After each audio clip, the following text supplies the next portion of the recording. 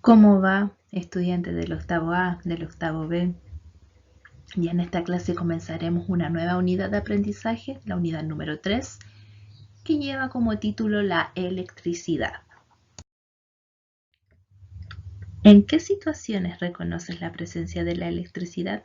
Piensa en las distintas actividades que realizas al día a día. Posiblemente cuando juegas Play, Xbox o celular, alguna consola. En lo electrodoméstico, aquí coloqué el refrigerador. Cuando enciendes y apagas una ampolleta, cuando estás frente al computador o el celular, cuando observas la televisión. En estos momentos también reconoces la presencia de la electricidad.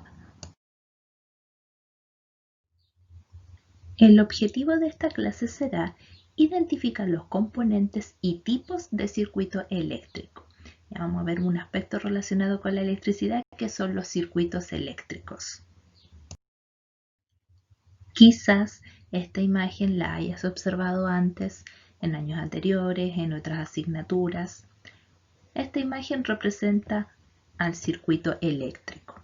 ¿Qué es un circuito eléctrico? Vamos a definir a continuación. La electricidad está relacionada con las cargas eléctricas, y estas cargas eléctricas fluyen, viajan a través del circuito eléctrico. El circuito eléctrico tiene distintos componentes que vamos a ir revisando a continuación. Al observar esta imagen, ¿con qué elemento lo asocias? Quizás hayas pensado en una pila, en una batería. Este componente del circuito eléctrico corresponde a la fuente de energía. Como su nombre lo dice, ¿cuál será la función de la fuente de energía? La función es proporcionar la energía que permite el movimiento, que fluya esta carga eléctrica por el circuito eléctrico.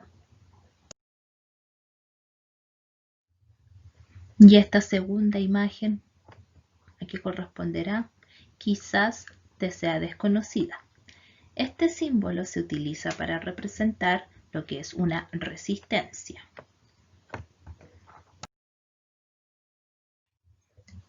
Y aquí tienes un ejemplo de resistencia de receptor que transforma la energía eléctrica a energía lumínica, a la luz. Un segundo ejemplo, que es esta estufa eléctrica, transforma la energía eléctrica a energía térmica. El ventilador que estás observando es un ejemplo de resistencia que transforma la energía eléctrica a energía cinética relacionada con el movimiento. Tercer componente, esta línea, ¿cuál será? Corresponde al conductor. La función que tiene el conductor es, el mismo nombre lo dice, conducir la corriente, el flujo eléctrico, y también conecta los demás componentes del circuito eléctrico. El último componente es el interruptor. La función que tiene este componente es facilitar o bloquear el paso de la corriente eléctrica. Cuando el interruptor está, como lo observas en la imagen, el circuito eléctrico no funciona. En cambio, si el interruptor está cerrado, el circuito eléctrico funciona. Lo observarás en la siguiente animación.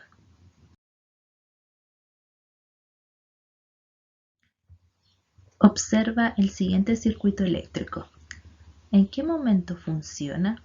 ¿Cuándo observas a estos puntos amarillos movilizarse? Cuando el interruptor está cerrado. El interruptor es este componente de acá. En el momento en que está cerrado, es decir, cuando está abajo, ahí funciona, ahí está funcionando. En cambio, cuando está abierto, es decir, cuando tiene este color celeste, el circuito eléctrico no está funcionando. Deja de fluir las cargas eléctricas. Vamos ahora con los tipos de circuitos eléctricos. Existen dos tipos de circuitos y estos serán según la forma, la ubicación que tengan las resistencias. El primer circuito es el circuito en serie y el segundo el circuito en paralelo. Vamos con el primer tipo de circuito, el circuito en serie. ¿Cómo están ubicadas aquí las resistencias que corresponden a las ampolletas? Estas están ubicadas una al lado de la otra. Y el flujo eléctrico en este tipo de circuito sigue un solo camino, que está marcado aquí por este color rojo.